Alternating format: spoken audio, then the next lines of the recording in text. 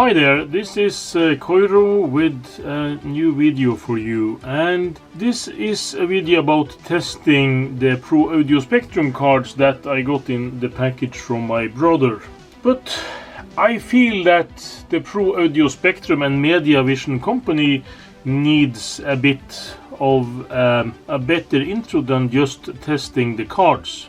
And as I told in an earlier video, I actually was a dealer for the MediaVision line of products back in the day. And I have not opened this for many years, but this is part of the original dealer package I got from them back in, I think it was 1993.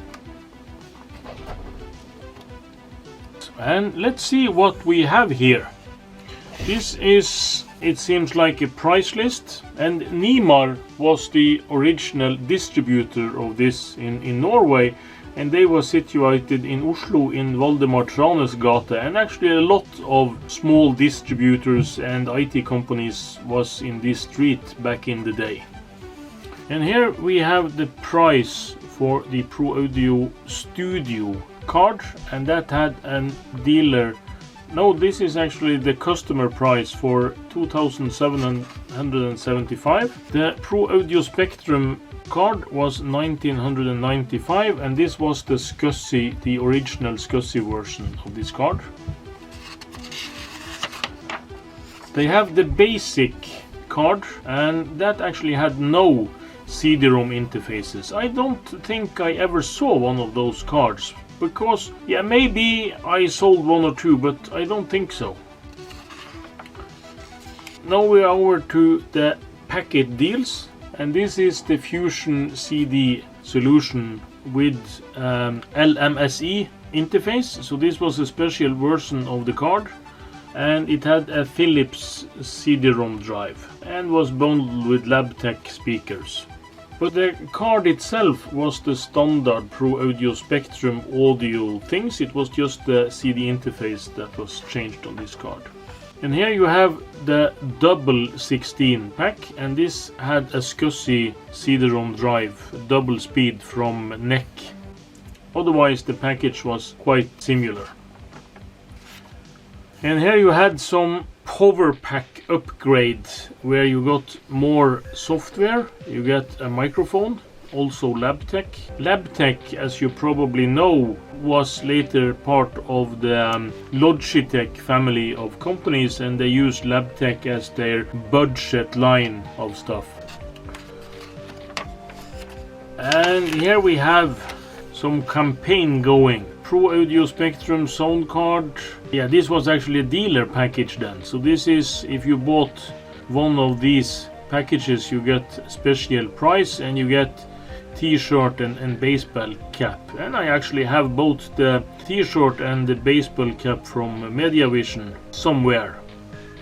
And you also had a bigger package with more stuff. They also sold some other stuff from this Nimar company.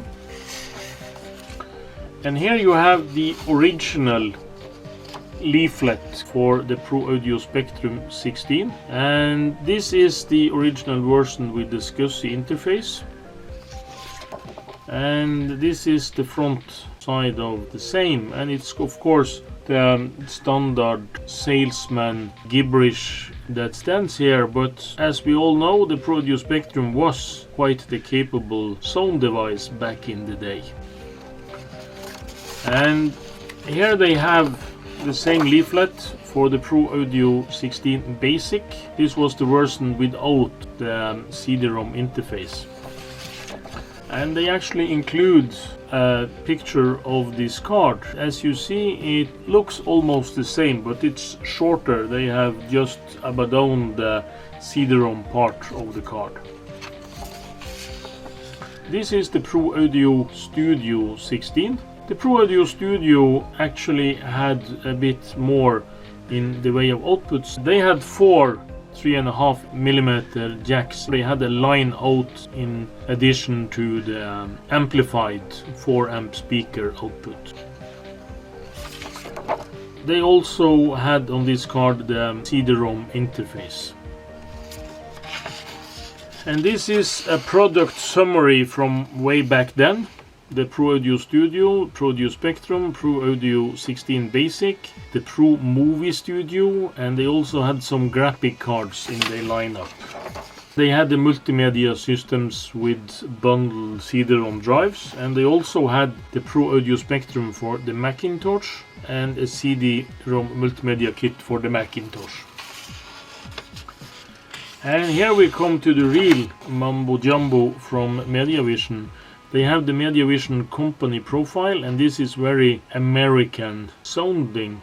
The company was actually founded in 1990, and I can do a more detailed video about that later, but they had a very sharp climb during the early years, and 1993 probably was their best year, and they branched out to all other countries, among other Norway.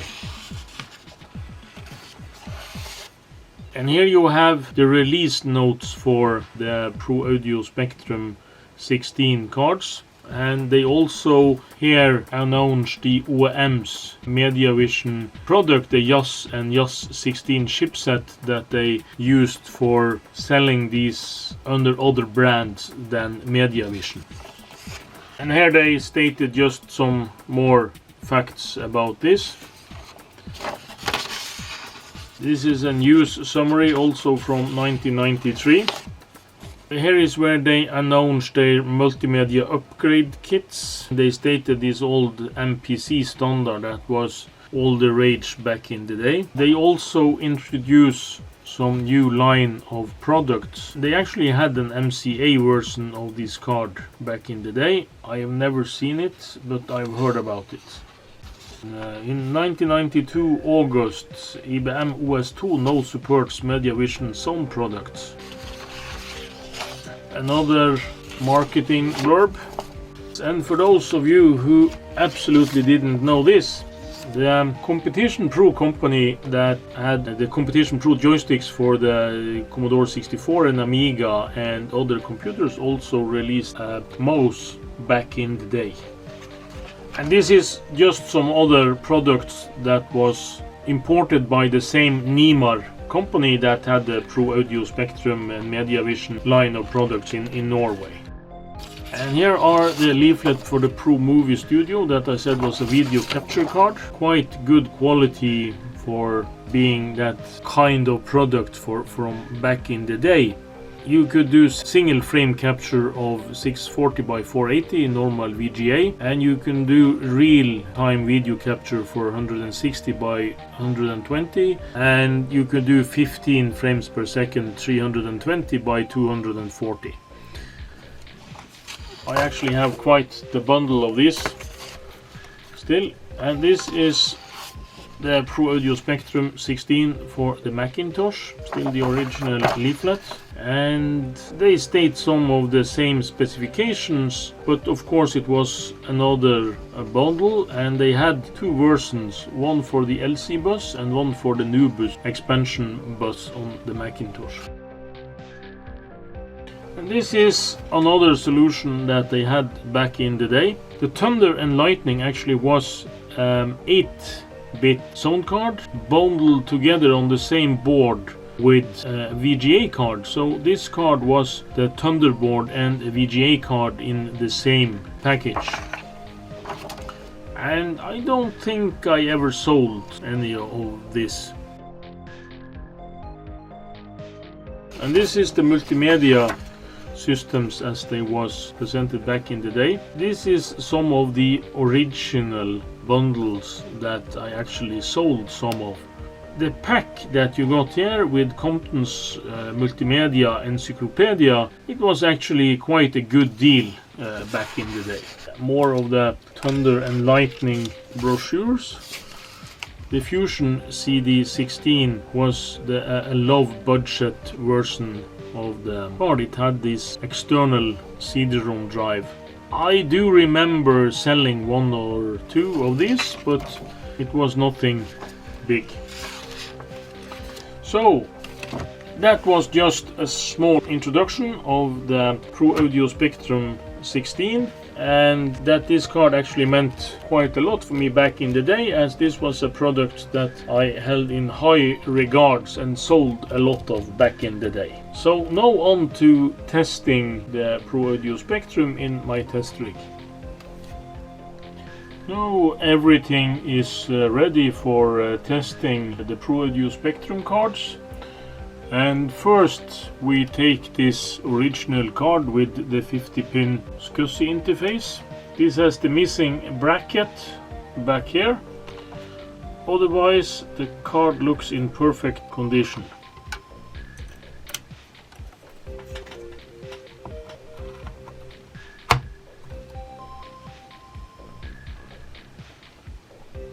I have also taken this 5-volt regulator and I glued it onto the connector for the ATX to AT adapter, so it will stay safe and it won't get shorted against anything here.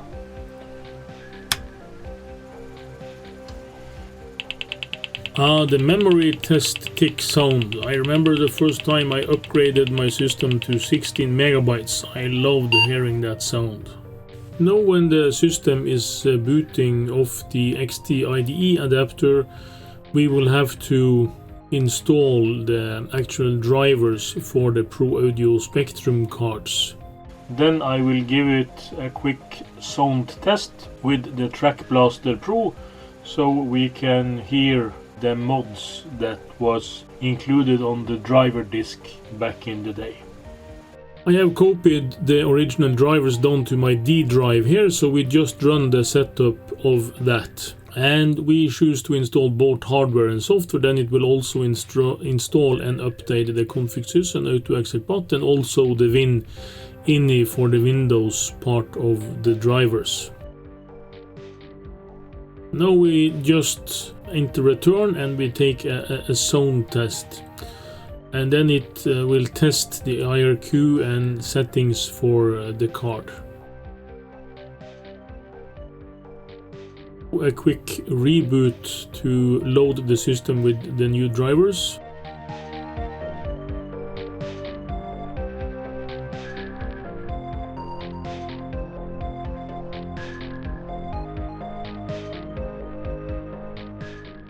Here you can see there are a couple of issues here.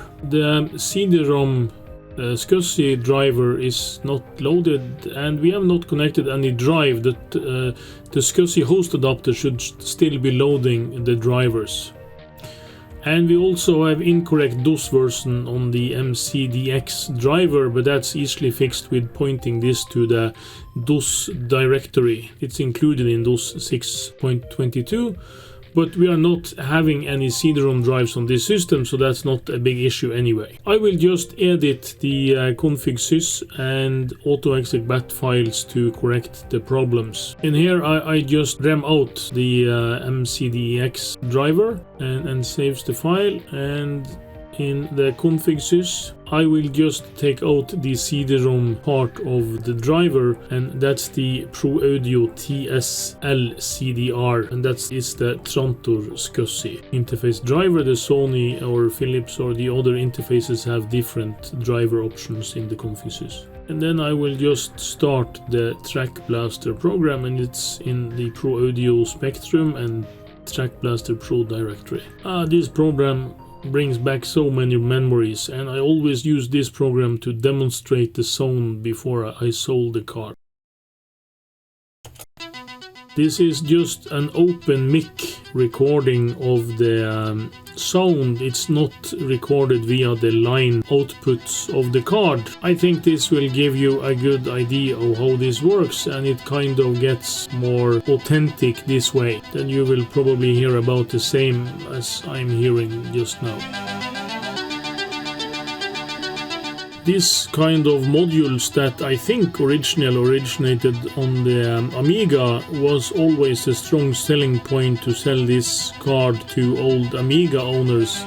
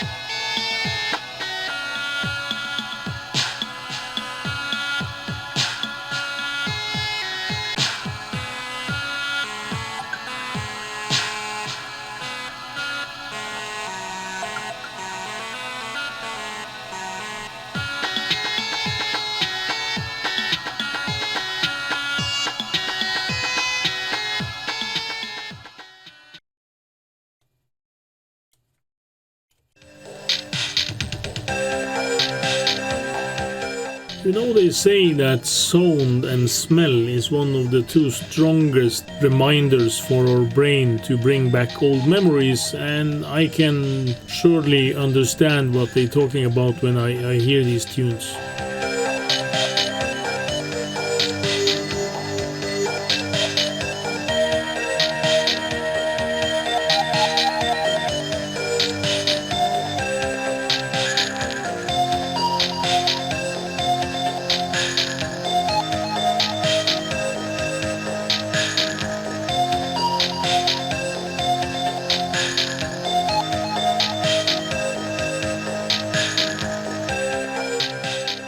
Yes, and that was the test of the original card with the SCSI interface.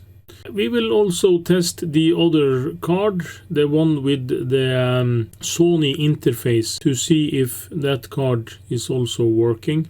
The Sony interface card should be about the same generation as this one when it comes to chip revision and so on. And they will use the same drivers. As long as you don't include the CD-ROM drivers, the sound drivers are all the same for all the ProAudioSpectrum range of cards.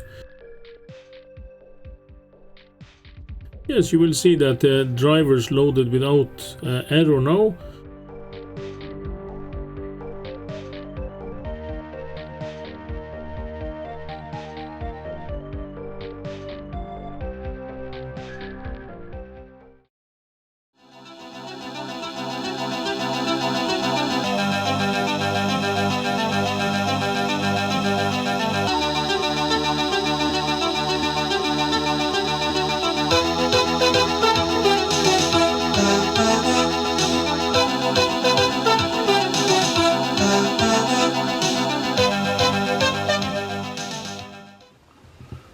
And this is the audio setup that I used just to test this. It's two cheap China speakers, and it's this digital amplifier with this ready-built chip. And this is also a module that I got from AliExpress or Banggood or something a while back, and it's actually working quite okay, and it's quite similar to a lot of the circuits that's into a lot of the pre-built PC speakers. Of course, back in the day there often was clones of the TDA something amplifier circuit, and it actually was an analog circuit that typically was powered by a AC power supply from 6 to 9 volt or something. But this is just the El Cheapo thing with pre-fitted jacks for audio, for power, and now I'm powering this with 12 volt DC, and it's probably in the range from 6 to 18 volt or something that you should